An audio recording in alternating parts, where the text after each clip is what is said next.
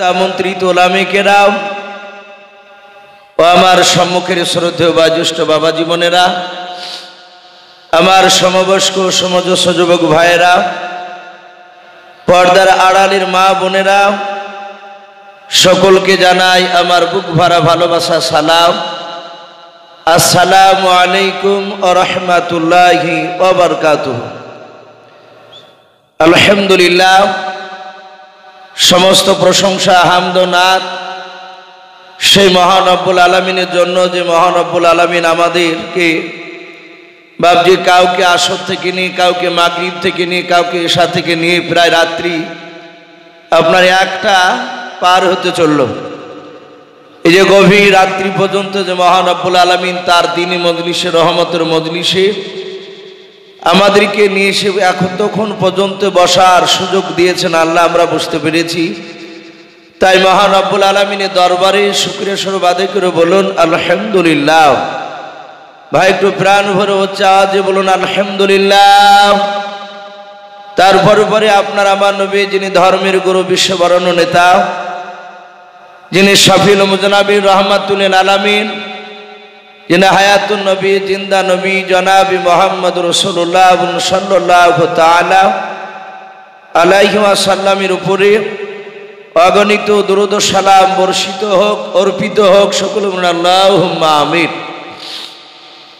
মুআজ্জাজ সামনে কেরাম, আমরা যারা এখনো বসে আছি, আমরা সকলে জানি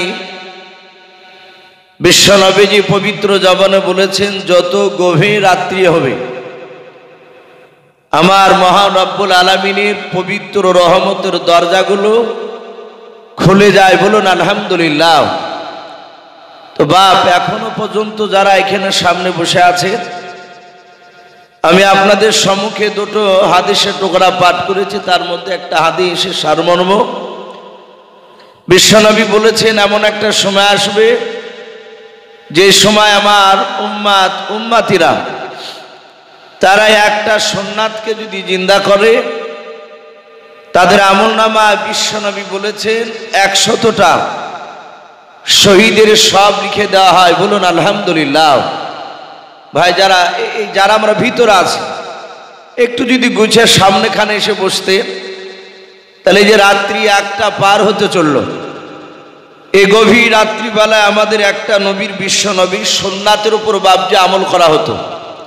ভাই একটু আসুন, লজ্জা করবো না, আমরা কেউ পেছন দিকে বাবজি তাকাবো না, সামনের দিকে তাকায়, একটু এগিয়ে আসুন। কারণ এখনো পর্যন্ত যেহেতু আপনারা জাননি, তার মানে লাস্ট দোয়া না নিয়ে বাড়ি যাবেন না আশা করি। আমরা ইনশাল্লাহ আখিরি মোনাজাত নিয়ে বাড়ি যাব। ভাই একটু গুছিয়ে বসে। আপনারা হয়তো জানেন, যেমন আজ কি আমাকে আপনাদের এখানে এসে বললেন, হুজুর আপনাকে করে কেন? এই যেখানে গেলাম সেখানে রাত্রি 12টার পর কেন আপনাকে দেয়? তো বললাম, ভাই ওটা আমাদের কিছু করার নেই, কমিটির লোক যেটা সিদ্ধান্ত করবে সেটা ভাবছে আমাদেরকে মানতে বাধ্য। তাতে আবার আপনাদের এই দেশের ইমাম পিলাস হবে, এই দেশেরই জামাই। আবার আমরা সকলেই জানি, একটা মুর্শিদাবাদের মধ্যে একটা বড় মাদ্রাসা, গরিবপুর মাদ্রাসার উনি প্রধান শিক্ষক। উনি যদি জবান দিয়ে কোনো কথা বলে, দেখেছি এই পশ্চিমবাংলার, শুধু মুর্শিদাবাদ নয়, পশ্চিমবাংলার বড় বড় আলেম ওনার কথা মানতে বাধ্য হয়। বলুন আলহামদুলিল্লাহ। উনি আমাদের সামনে বসে আছেন, বললেন যে ইসু ভাই, ওই শেষের বেলাতেই আলোচনা করে আপনাকে দোয়া করতে হবে। তো ভাই, যে আপনারা এখনো সাইডে বসে থাকলেন, ভাই যদি অহংকার তাকাব্বুর যদি মনে করেন যে বসে গেছি প্রেস্টিজের ব্যাপার, আর উঠছি না ইসু ভাই, যতই ডাকে না যাচ্ছি রে, তাহলে বাবজি আমাদের মনে হয় আমলটা বরবাদ হয়ে যাবে। মহান রব্বুল আলামিন অহংকারীদেরকে পছন্দ করেননি, আমরা সকলেই জানি। কানে বাজছে নাকি? বক্সগুলো আর একটু পেছনে দিতে হতো, আরেকটা সাইড খানে আসে, তাহলে একটু আওয়াজটা ওদিক পেছন দিয়ে যাবে আপনাদের। তা আমরা জানি কোরআন শরীফে বাবজি 25টা নবী রাসূলের নাম পাওয়া যায়। কটা বললাম একটু কথা বলে? 25টে। তার মধ্যে থেকে বাবজি একটা নবীর নাম আমরা প্রায় মানুষ বাবজি জানি, শুনেছি। তিনি খুব রাগীল মেজাজের নবী ছিলেন। নাম জানা আছে আপনাদের? হযরতে মুসা আলাইহিস সালাম। খুব রাগীল নবী। সাহাবায়ে কেরাম রাদিয়াল্লাহু তাআলা আনহুম আজমাইন গণদের মধ্যে থেকে একজন বিশিষ্ট সাহাবা হযরতে আব্বাস রাদিয়াল্লাহু তাআলা আনহু তিনি বলেন যে বিশ্ব নবী আমার ভাতিজা, নবীজির আপন চাচা আব্বাস। উনি বলেন আমি আমার ভাতিজা মুহাম্মদ সাল্লাল্লাহু আলাইহি ওয়াসাল্লামকে নবী রাসূলের কথা বলতে দেখতাম, নিজ চোখে তাকিয়ে থেকে দেখতাম রাসূলদের কথা উনি বলতেন।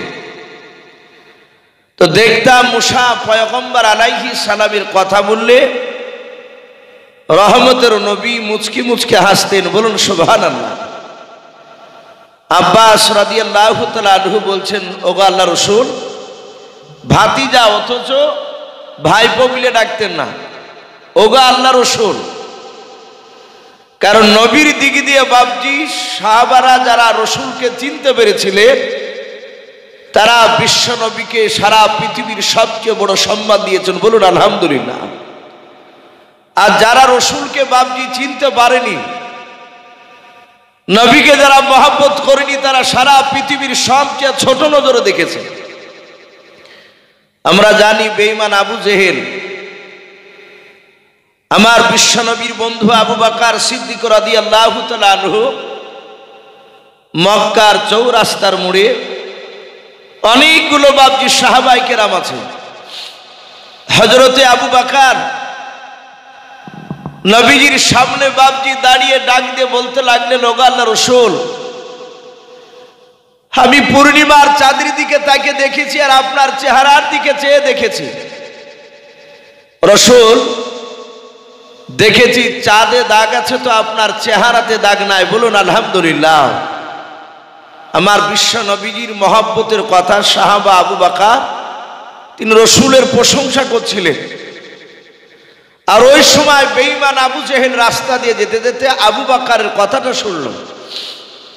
শোনার পর বলছেন, এই আবু কুহাফার বেটা আবু বকর। হাদিসের কিতাব এসেছে আবু বকরের আব্বার নাম ছিল আবু কুহাফা।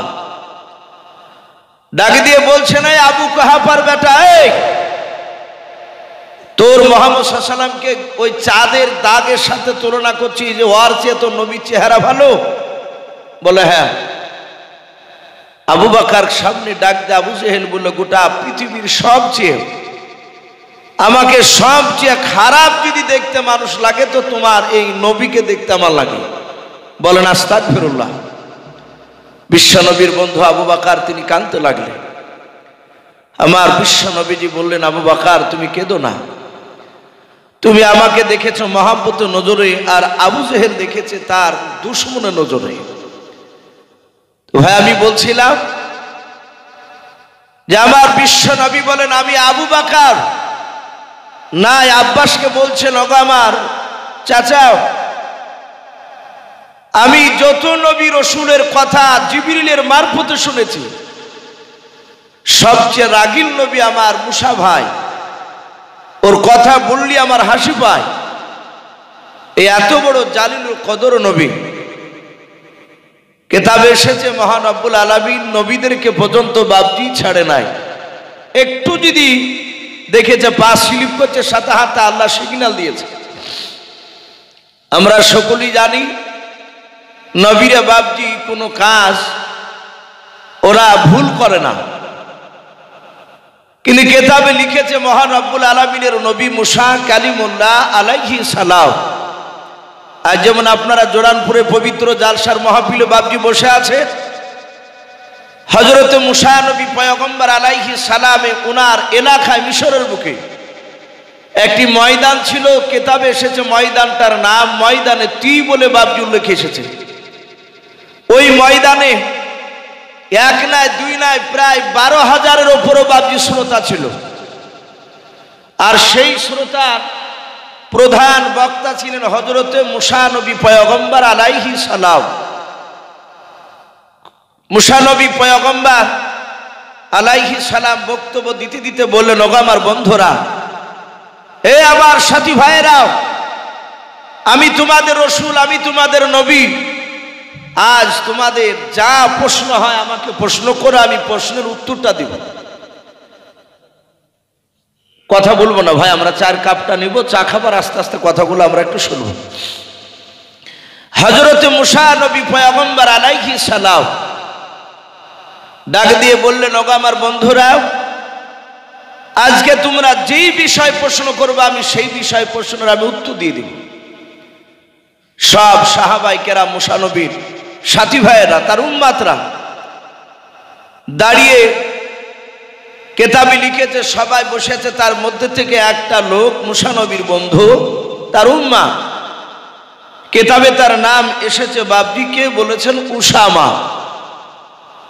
সে দাঁড়িয়ে গিয়ে ডাক দিয়ে বলছেন, ওগো আল্লাহর নবী মুসা কালিমুল্লাহ আলাইহিস সালাম, আমি আপনার কাছে জানতে চাই, আপনি বলুন, এই গোটা পৃথিবীর মধ্যে সবচেয়ে বড় জ্ঞানীগুণী মানুষকে, সবচেয়ে বড় আলেমকে একটু বলুন।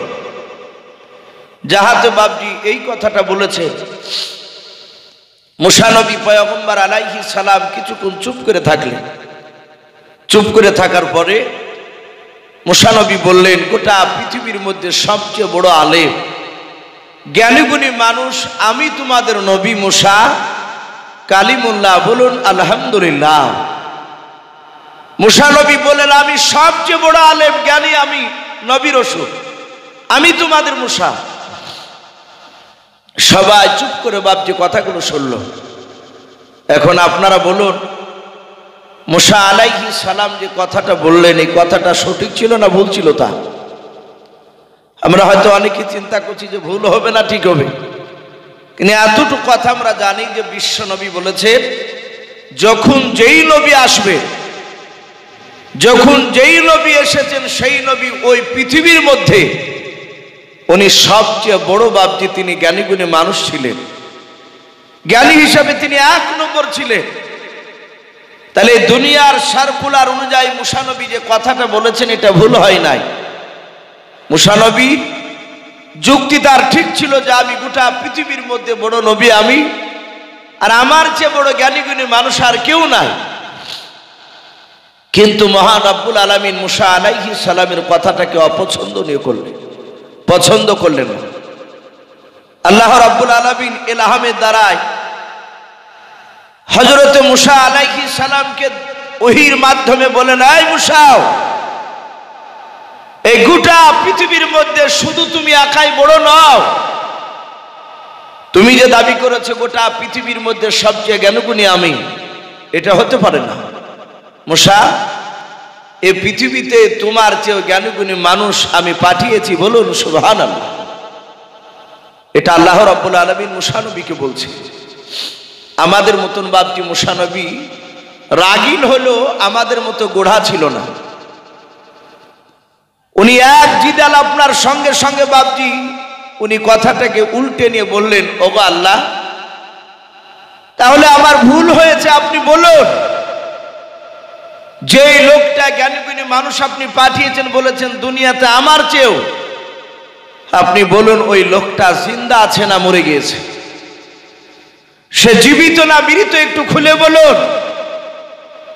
মহান রব্বুল আলামিন মুসা নবীকে বলুন, মুসা, যেই লোকটাকে জ্ঞানীগুণী তোমার চেয়ে আমি পাঠিয়েছি দুনিয়ায়, সেই লোকটা এখনো বর্তমান জীবিত আছে, বলুন সুবহানাল্লাহ।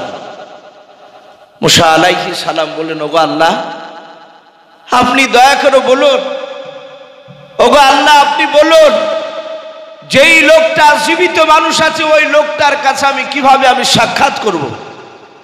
আমি তার সাথে আমি একটু দেখা করে আমি দেখতে চাই ওই লোকটা আমার চেয়ে কত বড় জ্ঞানীগুণী মানুষ, সেটা আমি দেখব। প্রয়োজন হলে আমি তার কাছে ইলম অর্জন করব, বলুন আলহামদুলিল্লাহ। আল্লাহ রাব্বুল আলামিন মুসা নবী পয়গম্বর আলাইহিস সালামকে ডাক দিয়ে বলেন, ওরে মুসা, শুনে নাও, ওই আমার জ্ঞানীগুণী বান্দা দুনিয়ার বুকে এখনো জিন্দা রয়েছে। ওই জ্ঞানীগুণী মানুষটার সাথে তোমার যদি সাক্ষাৎ করতে হয়, ওরে মুসা তুমি নদীর ধারে চলে যাও বলে মুসা নবী বলেন, আল্লাহ নদীর ধারে গিয়ে কি করবো বলেন? আমার আল্লাহ ডাক দিয়ে বলেন, মুসা নদীর ধারে গিয়ে তুমি একটা মাছ ধরে নিয়ে এসো। মুসা আলাইহিস সালাম বলেন, আল্লাহ আমি মাছ তো কোনোদিন ধরি নাই। আমার আল্লাহ ডাক দিয়ে বলেন, মুসা আমি আলা কুল্লি শাইইন কাদির, আমি সর্বশক্তিমান। ওরে মুসা তুমি নদীর ধারে গিয়ে হাতটা তুমি বাড়াবাও, আমার হুকুমে আমার কুদরাতে নদীর ভেতর থেকে তাজা মাছ তোমার হাতে তুলে দেওয়ার ব্যবস্থা করে দেব আমি। মুসা আলাইহিস সালাম নদীর পাড়ে গিয়ে বাপ দিয়ে হাত ওখানা সাট করেছেন। আল্লাহর কুদরাতে ওই নদী থেকে একটা তাজা মাছ বাপজি ঝাঁপ দিয়ে মুসা নবীর হাতে বাপজি পড়ে গেল। আল্লাহর নবী মুসা বলেন, আল্লাহ এই যে নদী থেকে মাছটা আমার হাতে এসে ধরা পড়ে গিয়েছে, আমি মাছটা ধরেছি, এবার কি করা লাগবে বলল। আমার আল্লাহ বলেন, মুসা ওই মাছটা বাড়িতে নিয়ে গিয়ে তুমি মাছটার আঁশগুলোকে তুমি ছাড়িয়ে নাও। ছাড়িয়ে নেওয়ার পর পানি দিয়ে ভালো করে তুমি ধৌত করে নাও।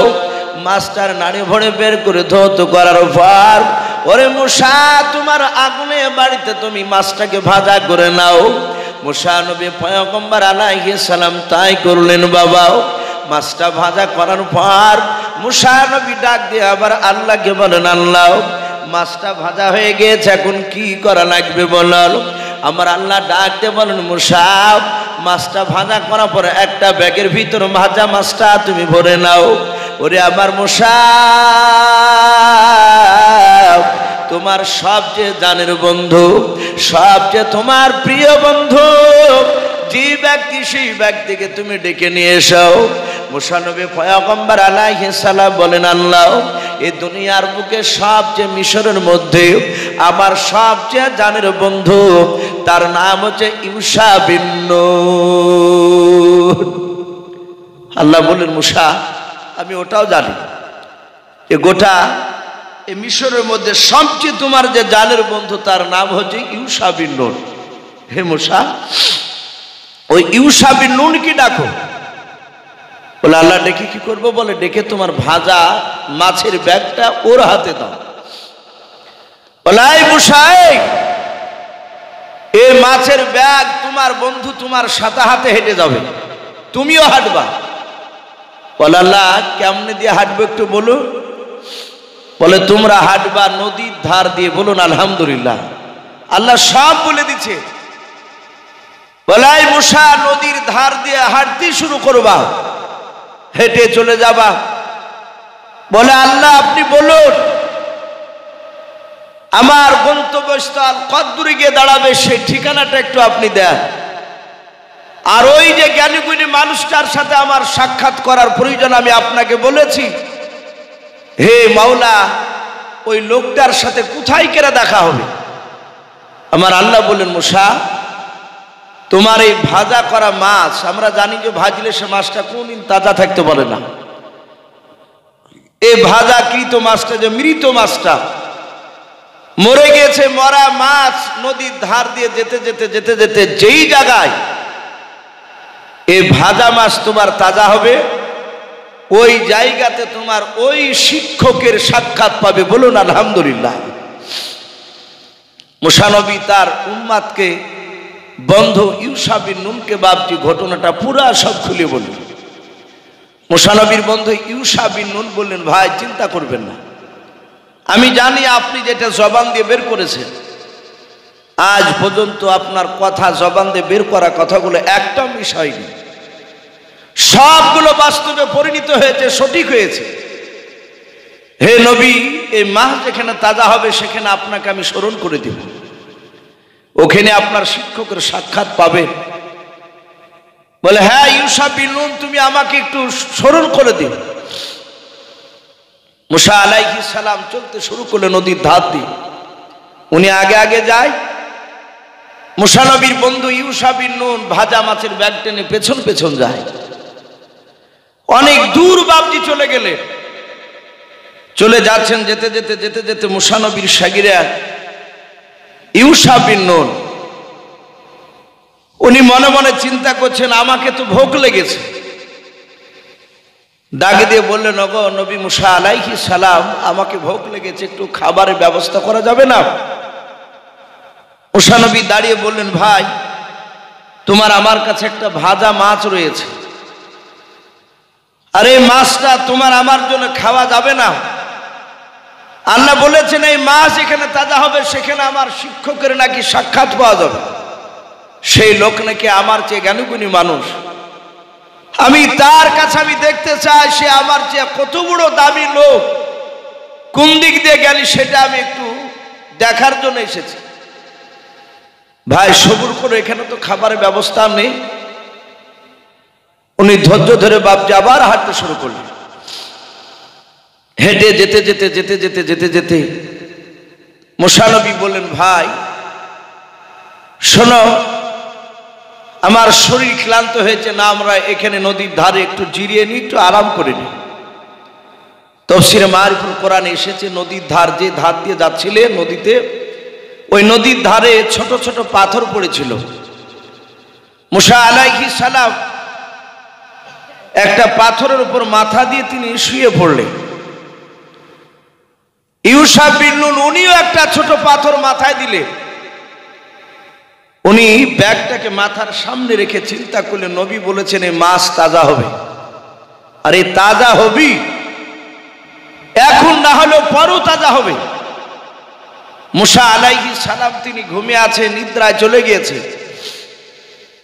আর এইদিকে ইউশা বিন নুন ভাজা মাছটার ব্যাগের দিকে বাপজি তাকিয়ে ফেলফাল করে বাপজি দেখতেছে, তাকিয়ে আছে, দেখি মাছটা তাজা কখন হয়।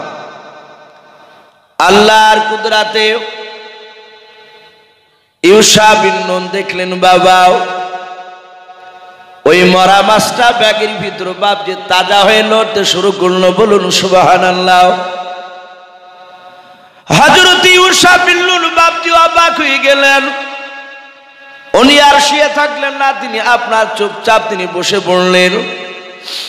বসে ব্যাগের দিকে তাকাচ্ছেন, ভাজা মাছটা ব্যাগের ভিতরে বাপজি খনবাল করে লড়তেছে। উনি মনে মনে চিন্তা করেছেন, মুসা নবী পয়গম্বর আলাইহিস সালাম বলেছেন, ওরে ইউশা বিন নুন, এ আমার ভাজা মাছ যে জায়গায় তাজা হবে সেই জায়গায় তুমি আমাকে কথাটা স্মরণ করে দিও। আমি যদি দেখতে না পাই তুমি আমাকে একটু ডাকিয়ে বলবাও। ইউশা বিন নুন তিনি দেখলেন ওই মাছটা ব্যাগের ভিতর থেকে বাপজি নড়তে নড়তে বেরিয়ে পড়ল। বেরিয়ে পড়ার পর পানিতে বাপজি আপনার ঝাঁপ মেরে দিয়ে চলে গেল। ইউশা বিন নুন তিনি আপনার তাকে আরো বড় ধরনের আশ্চর্য হয়ে গেলেন। মাছটা পানিতে জামনে দিয়ে চলে গেল রে বাবা, অমনে দিয়ে দেখছে সুড়ঙ্গ রাস্তা হয়ে গেল। বলুন সুবহানাল্লাহ। একেবারে সরু রাস্তা। আমরা দেখতে পাই পাহাড়ি মাটি, আপনার একটু উঁচু ঢিপ থাকলে দেখবেন মাছরাঙ্গা, এ দূরের গর্ত থেকে মাছরাঙ্গা ঢোকে, ওই পাহাড়িতে ফুটো থাকে। মুসা নবীর ইউশা বিন নুন উনি বলেন, আমি একেবারে দেখলাম মাছটা যেই দিক দিয়ে চলে গেল, পানি মেল খেলো না।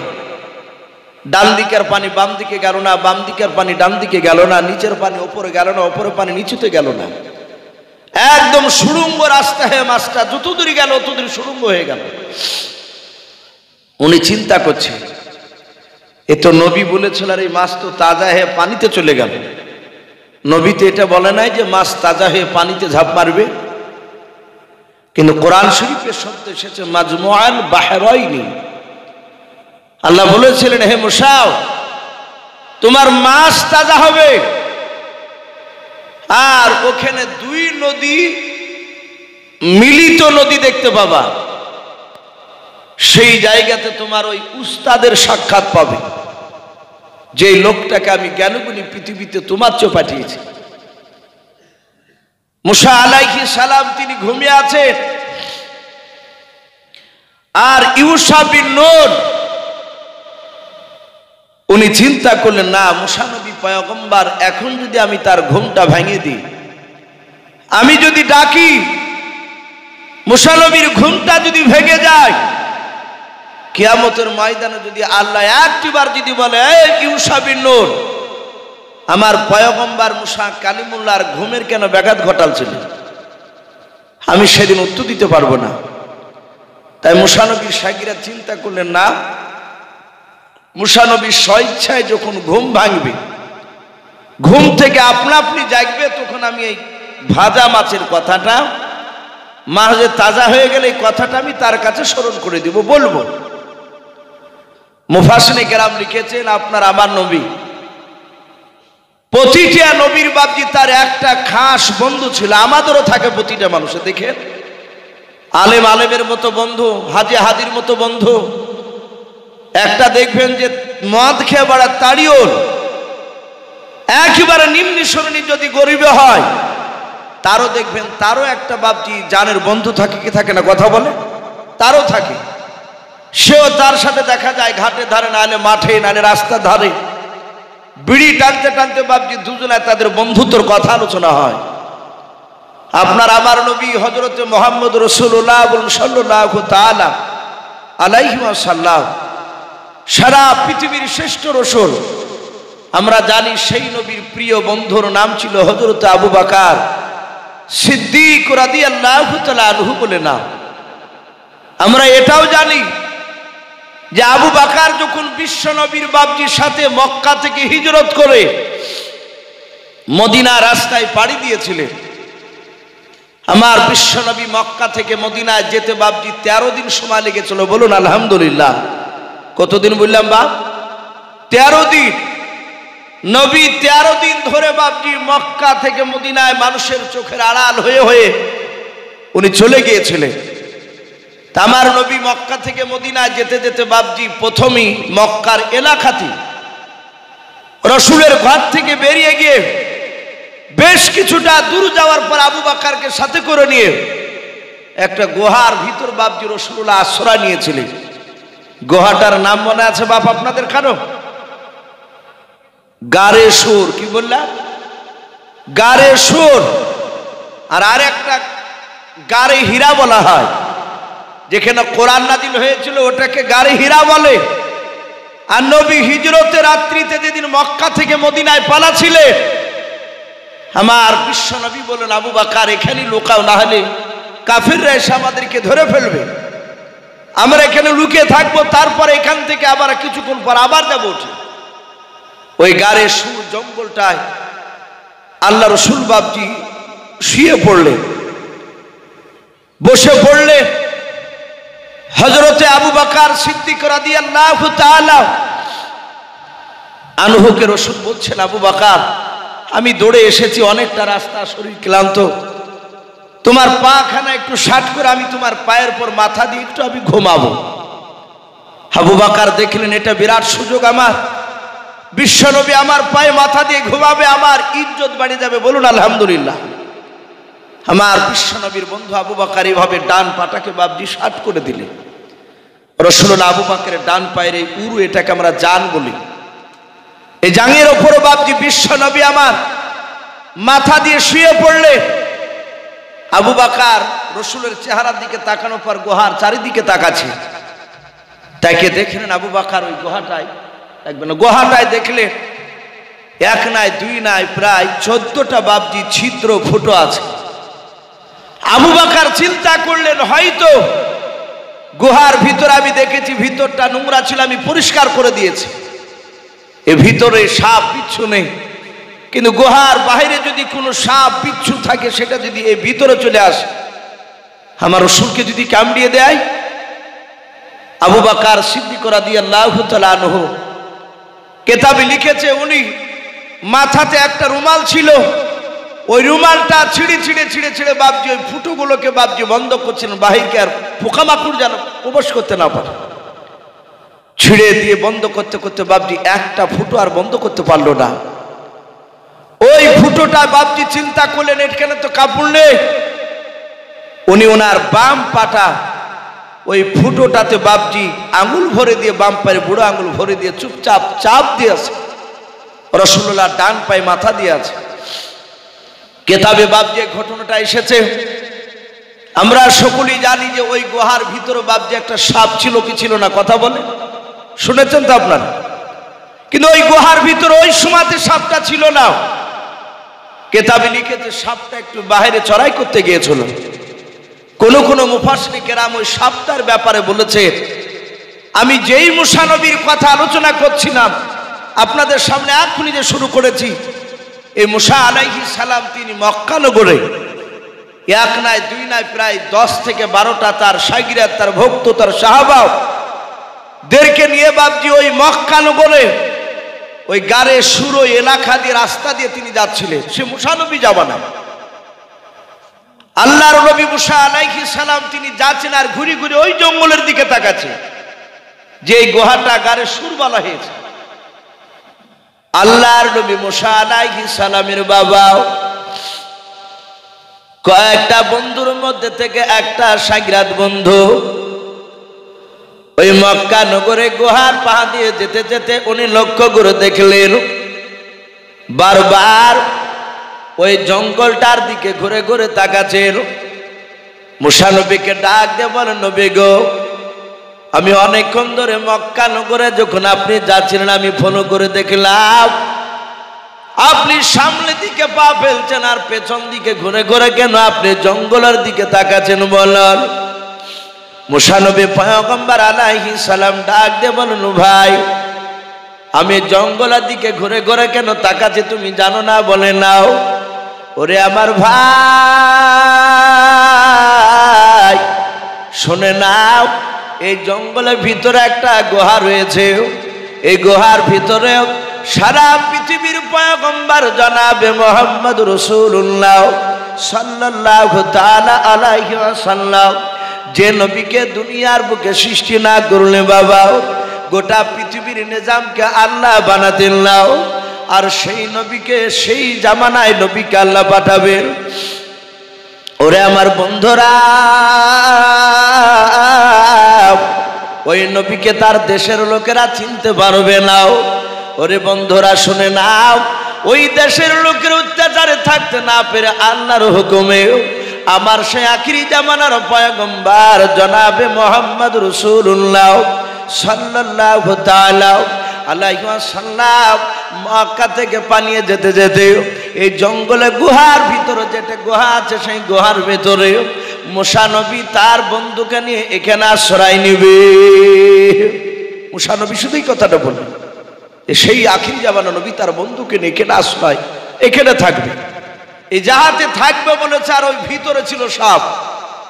সাপটা বেরিয়ে এসে আল্লাহর কুদরাতে মুসা নবীর সাথে কথা বলছিল। বলুন আলহামদুলিল্লাহ। ডাকে দিয়ে বলে, এই মুসা নবী, এখানে আমি থাকি আর আমার ঘরে আবার কাকে নিচে ঢোকাচ্ছ? বলে, হে সাপ, সারা পৃথিবীর শ্রেষ্ঠ রসুল হবেন উনি। বলে, তাই? বলে, হ্যাঁ, উনি প্রতিটা নবী রসুলদের তিনি সর্দার হবেন। বলুন আলহামদুলিল্লাহ। আমার বিশ্ব নবীকে সাইয়্যিদুল মুরসালিন বলা হয়, রসুলদের সর্দার। আমরা এটাও শুনেছি, হয়তো আপনাদের ইমাম সাহেব প্রায় মসজিদে বাবজি এটা যে আরবিতে রজব মাস চলছে, কি চলছে না ভাই? আগামী শাবান মাসটা শেষ হয়ে গেলি রমজান মাস শুরু হবে। প্রায় মসজিদে বাবজি রজব মাসের মেয়েরাজের ঘটনা আলোচনা করে। আপনার আমার বিশ্ব নবী মেয়েরাজে গিয়ে 7টা আসমান পার করে 7 আসমানের উপর একটা মসজিদ রয়েছে বাপ। ওই মসজিদটার নাম জানা আছে আপনাদের কারো? বাইতুল মামুর। কি বললাম? বাইতুল মামুর। একেবারে কাবা শরীফের বাপ যে একদম ওপরে 7টা আসমান পার করে ওপরে বাপজি সেই মসজিদটা আছে। ওই মসজিদে লক্ষ লক্ষ বাপজি, কোটি কোটি ফেরেশতা, যত নবী রাসূল আল্লাহ পাঠিয়েছিল সব নবী রাসূল ওখানে কাতার বেঁধে দাঁড়িয়েছে, 2 রাকাত নামাজ পড়বে। প্রথমে ইমামতি কে করবেন? বললেন জিবরিল আলাইহিস সালাম করবে। জিবরিল বলেন আমি এই জামাতের ইমামের আমি যোগ্য নয়। বলুন আলহামদুলিল্লাহ। বলে কে ইমামতি করবে? জিবরিল বলেন এখানকার ইমামতি তাহলে সর্বপ্রথম নবী হিসাবে দুনিয়াতে আদমকে পাঠানো হয়েছিল, আদমকে পাঠান, আদমই যাক। বললেন আমি এখানকার ইমামের যোগ্য নয়। বলে এত নবী রাসূল এবং ফেরেশতাদের ইমামতি কে করবে? সবাই আওয়াজ দিল এখানকার ইমাম হবেন তিনি হচ্ছেন মুহাম্মদ রাসূলুল্লাহ সাল্লাল্লাহু আলাইহি ওয়াসাল্লাম। নবী ওখানে বাপজি ইমাম করেছিলেন, নামাজ পড়িয়েছিলেন। এই জন্য বাপজি উনাকে রাসূলদের ইমাম বলা হয়, সাইয়্যিদুল মুরসালিন, রাসূলদের সরদার। ডাক দিয়ে বাপজি বলল সেই নবীজি এখানে আসবে। বাপজি আমার সোনা লালেরা মুসা নবীকে বলেছিলেন হুজুর আপনি দোয়া করেন যেন আখিরি জামানার সেই নবীকে আমি সালাম না দিয়ে আল্লাহ যেন আমার মওতটা না নেয়। বলুন আলহামদুলিল্লাহ। আমি যেন ওই নবীকে সালাম দিতে পারি। মুসা নবী দোয়া করেছিলেন। কোন কোন মুফাসসিরিন কেরাম লিখেছেন যে আল্লাহ তার দোয়াকে কবুল করেছেন। আবু বকর সিদ্দিক রাদিয়াল্লাহু তাআলা আনহু পা ভরে দিয়ে বাপজি বসে আছে, রাসূল শুয়ে আছে। হঠাৎ সাপটা বাপজি আল্লাহর কুদরতে খবর পেয়েছে, ছুটছে। সে ছুটে আসার পর গর্তগুলো দেখছে সব বন্ধ। একটা গর্ততে কাপড় দেওয়া নেই, আঙুল ভরা আছে। সাপটা প্রথমে তার লেজ দিয়ে ধাক্কা মারছে, রাসূলকে সালাম দিবে। আবু বকর বুঝতে পেরেছে সাপ মনে হয় এসেছে। আমরা জানি শরীরে স্পর্শ নাক সবারই না করলেও লোকের মুখে শুনেছি সাপের শরীর মানুষের গায়ে ঠেকলে সাপের শরীর নাকি ঠান্ডা লাগে। মুসা নবী পয়গম্বর নাই, আবু বকর সিদ্দিক রাদিয়াল্লাহু তাআলা আনহু উনি আঙুলটা দিয়ে আরো জোরে চাপ দিচ্ছে যে সাপটা যেন প্রবেশ করতে না পারে। সাপ এক না দুই নাই বাবাও 4-5 বার বাপজি ধাক্কা মারলো, যখন গেল না পাটা বাপজি টানলো না। ওই বড় আঙুলের আগায় বাপজি ওই মাথাতে সাপটাই কামড় মেরে দিল। হযরতে আবু বকর বাপজি বিষে জর্জরিত অবস্থায়, উনি বুঝতে পারছেন বাহির থেকে আমাকে সাপে কামড়ে দিয়েছে। কিন্তু আবু বকর চিন্তা করেছেন মালিক সারা পৃথিবীর রহমতের নবী আমার ডান পায়ের উপর মাথা দিয়ে ঘুমিয়ে আছে। মুসা নবী পয়গম্বরের ঘটনাও আবু বকর সিদ্দিক রাদিয়াল্লাহু তাআলা আনহুর বাপজি মনে পড়ে গেল তার বন্ধুর কথাও। ওই যে মুসা নবী ঘুমিয়ে আছে, মাছটা তাজা হয়ে পানিতে চলে গেল। মুসা নবীর শায়গরা তখনও বাপজি ডাকেন নাই। হযরতে আবু বকর তিনি এই ঘটনা বাপজি শুনেছিলেন আমার বিশ্ব নবীর মুখ থেকে। বাবাও আল্লাহর নবী জনাবে মুহাম্মদ রাসূলুল্লাহ সাল্লাল্লাহু তাআলা আলাইহি ওয়াসাল্লামের বন্ধু আবু বকর উনি মনে মনে চিন্তা করেছেন মাওলা তোমার নবী মুসা নবীর বন্ধু ইউসা বিন নুন যদি তার ঘুমটা যদি না ব্যাঘাত ঘটায়, আমি সেই নবীর বন্ধু আবু বকর আমিও বিশ্ব নবীর ঘুমের ব্যাঘাত ঘটাবো না। আবু বকর চিন্তা করলেন মাওলা জীবন দিতে রাজি আছে কিন্তু বিশ্ব নবীর ঘুমের ব্যাঘাত ঘটাবো না। বলুন সুবহানাল্লাহ।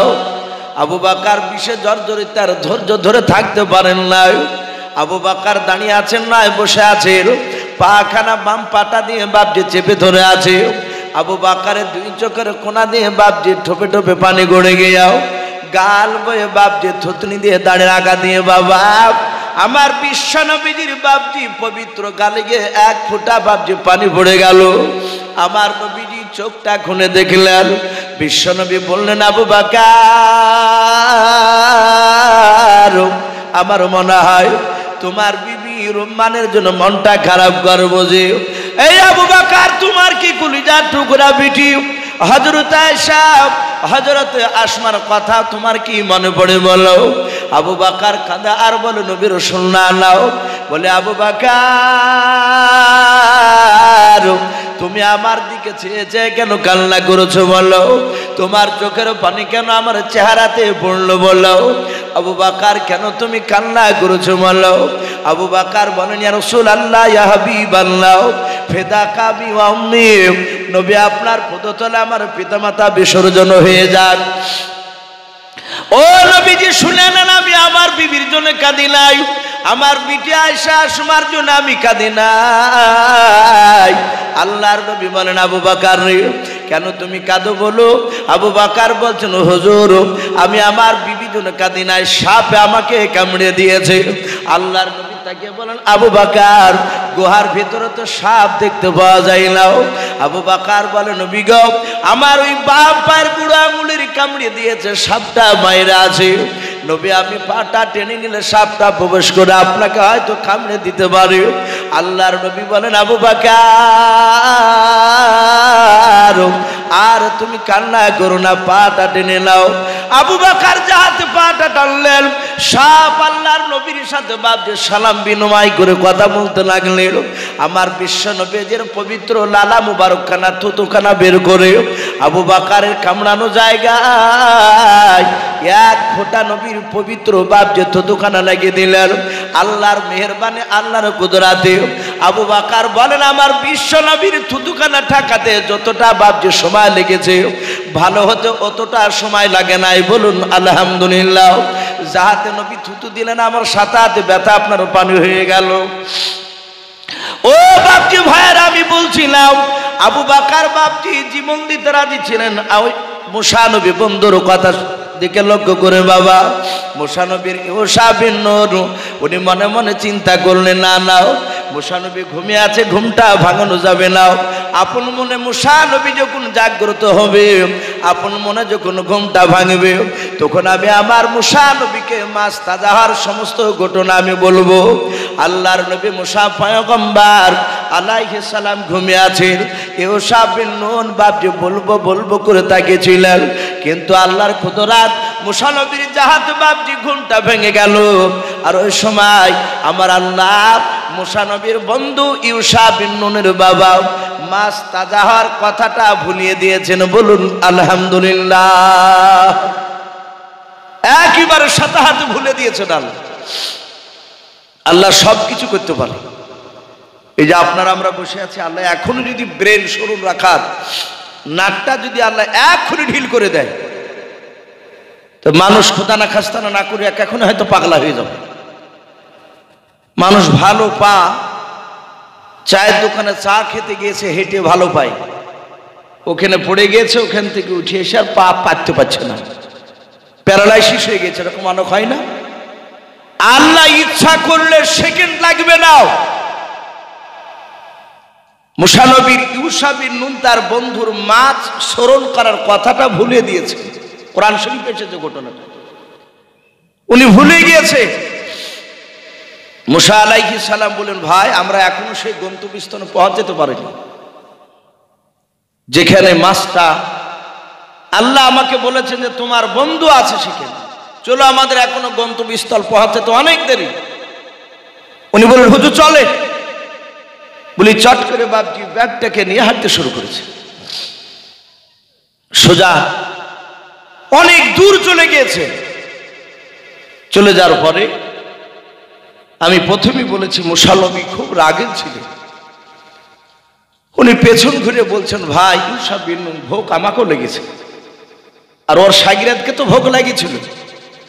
বলে ভাই এই অনেকটা এসেছি, শিক্ষকের কোনো সাক্ষাৎ পাওয়া যাচ্ছে না, মাছটা বাইর কর দুজনাতে অধাধিকের ভাগ করে খাইলি, যা হবে হবে, আর সামনে যাওয়া দরকার নাই। এইসব বিন নূন ব্যাগে হাতটা ভরে বলছেন হুজুর মাফ করবে। মাপ মানে? বলে হুজুর মাছ তো নাই। মুসা আলাইহিস সালাম বলেন ভাই তাহলে আমি ঘুমিয়েছিলাম তখন কি খেয়ে নিয়েছো নাকি? বলে হুজুর আমি খাইনি। কিন্তু সেখানে একটা বিরাট আশ্চর্য ঘটনা ঘটে গিয়েছে।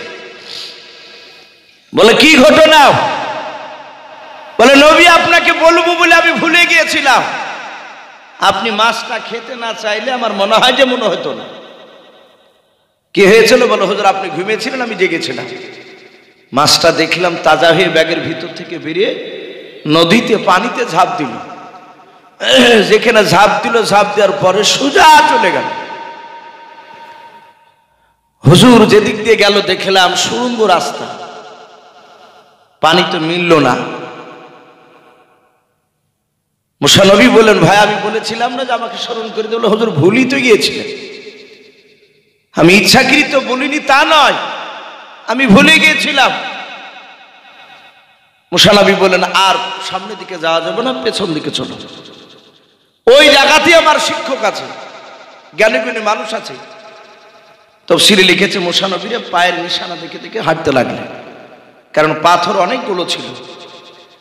এক রানিং হেঁটে যাওয়ার, যেখানে সবাই ঘুমাতে যাবে, একটু আরাম করতে যাবে, ওখানকার পাহাড়টি একটু বেশি হবে, হবে না পায়ে ছাপ, একটু ঘোরাফেরা করেছে ওখানে। আসার পর দেখছে ওই জায়গাতে সুড়ঙ্গ, সেই পানিতে রাস্তা হয়ে আছে। কেতাবে লিখেছে মুসা আলাইহিস সালাম আসার পথে দেখলেন ওই জায়গাতে একটা নদীর কিনারায় একটা পাথরের উপর একটা মানুষ সাদা চাদর গায়ে দিয়ে বাবজি বসে আছে, সাদা পাঞ্জাবি, সাদা পাগড়ি, সে বসে আছে ওই জায়গায়। মুসা আলাইহিস সালাম এসে সালাম দিলেন, বলুন আলহামদুলিল্লাহ, আসসালামু আলাইকুম ওয়া রাহমাতুল্লাহি ওয়া বারাকাতুহু। যে ব্যক্তি চাদর মুড়া দিয়ে বসেছিলেন উনি সালামের উত্তর দিলেন। ওনার নাম